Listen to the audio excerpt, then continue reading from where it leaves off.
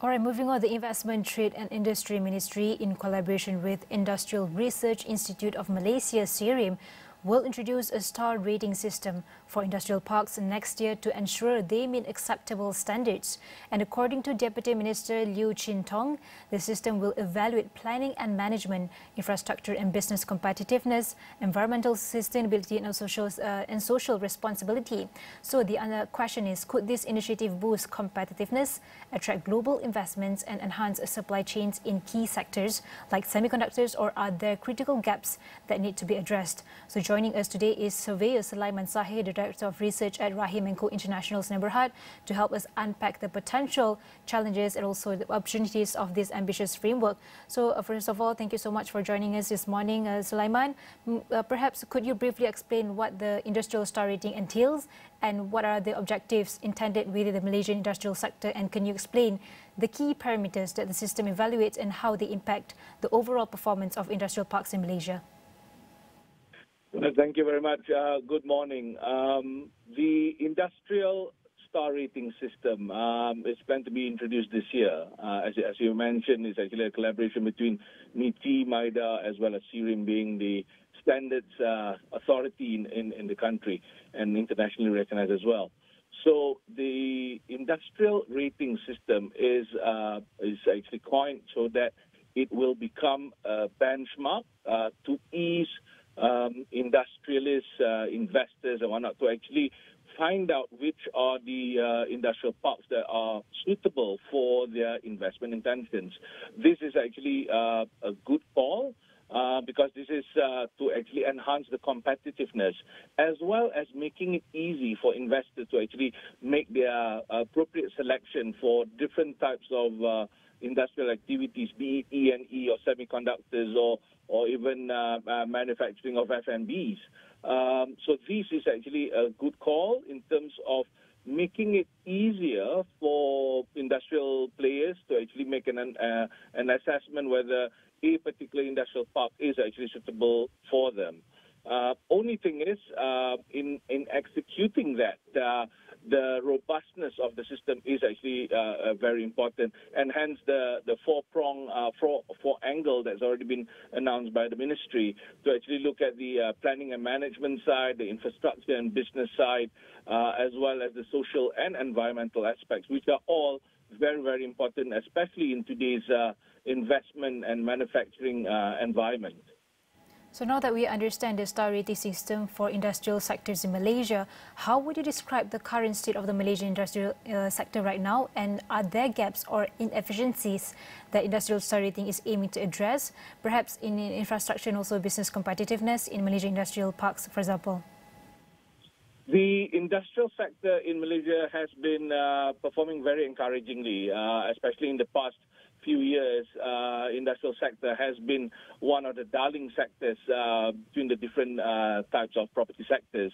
I guess the growth of e-commerce brought by the influence of the pandemic on the consumer behaviors, the logistics sector, as well as now with the digitalization age, the growth of data centers. There's been a lot of interest within the industrial sector.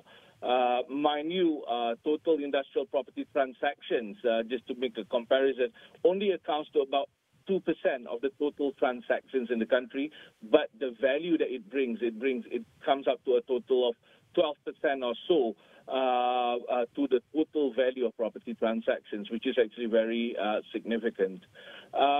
In terms of how the rating system, how does it actually fill in the gaps? With the rating system, if we can imagine, from the My Site selection portal that's already been launched by the ministry, it sets like a guide for investors, having some very useful information in terms of the location, in terms of the supply chain, what are the manufacturers or people within the same industry which are congregated within a location, and the catchment for labor pool, institutional support, and the business support as well. So for the gap that can be actually identified here is through the rating system, we can actually identify to make sure, which is actually the intention of the ministry, to make sure that all our industrial parks are actually up to mark, all are actually within a strong point system so that it is continuously being competitive, not just locally, but globally as well. And that rating system, there could be some that are actually going to score high, and there'll be some who are actually still within the challenging period or still growing period. And this is where, by putting all these parameters in place, it quantifies and it makes it easy for us to identify what elements needs to be improved, whether it is going to be on the business support system or the supply chain or the infrastructure angle or even the accommodation facilities and the amenities that are crucial to an industrial park. But that's the pros of it. We can help to identify the differences of each industrial parks. But how do you think the star rating system might affect the competitiveness of Malaysian industrial parks on both domestic and global scale, like I mentioned earlier? And how do you think it will impact the supply chain resilience for various industries in Malaysia, including strategic sectors like semiconductors, perhaps? With any rating system or even an assessment, there will be some who are actually going to actually pass the mark or basically having a high rating, and some that will be identified having some challenging performances. It is going to be a wake-up call to some of those, but these are also giving opportunities for them to actually identify the weaknesses for them to actually improve. But one challenge in terms of getting this rating system in place is to get the buy-in of the investors. So the stakeholders' engagement and the methodology, the robustness of the assessment system, which has to be looked at from different angles, be it from the developers' angle, from the regulators' angle, the tenants' angle, the operators' angle, as well as the workforce within the whole ecosystem. Because the industrial rating system should be, and has actually been suggested already, it should be robust enough to look at the different angles, from the environmental side, from the social side, from the economic side, from the technological side, as well as regulatory compliance side as well. Mm-hmm. But in your opinion, Sulaiman, what are the key success factors or risks in implementing the star rating system effectively across the diverse industrial landscape of Malaysia? And what measures should be taken to ensure the transparency and also accuracy of the industrial star rating system evaluations? One challenge is because this is actually a new system that's going to be introduced in a landscape of the industrial market in Malaysia, which has been, for years, it has been in place. There are industrial estates or industrial parks in the country that are 40 years old, 50 years old. And these are maybe located in an area that does not have that as strong of a new infrastructure, the digital infrastructure especially. And in terms of the services, the waste management, for example, is one angle. So in terms of doing this, one challenge is to identify a method or a matrix to make this assessment that can actually delineate the differences. Because it is not going to be fair from one angle to actually have an old industrial park which is actually working optimally within its constraints and putting it at a low rating, whereas a new industrial park that's actually going to be much better equipped and whatnot, and having a higher star rating.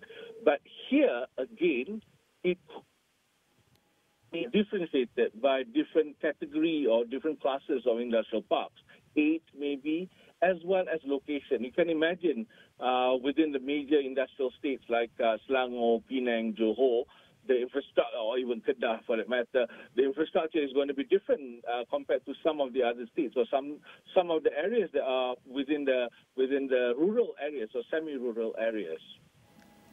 Perhaps before we end this discussion, Sulaiman, last question. Have similar systems been implemented in other countries? And in your opinion, what lessons can Malaysia learn from their successes or failures? Yes, it has actually been. It is actually a system that's already deployed in India. For example, it has its own industrial star rating system in India, and there's some other countries as well, in Germany, in Korea, even in China. But it's of a different angle. It goes focused on the technological. Some of it actually more technologically focused. Some of it are more green focused. Some of it are actually more environmental focused. But over here, in terms of the overall consensus for the different prong approach, there are, as a matter of fact, UNIDO, United Nations Industrial Development Organization, have actually come up with a guideline for industrial parks. And these are actually going to be quantified and correlated so that it can be used for international investors to hopefully actually come and see how easy is it to find industrial properties in the country, and making it they're more conversant and confident because the information is forthcoming through a more transparent and veracity system.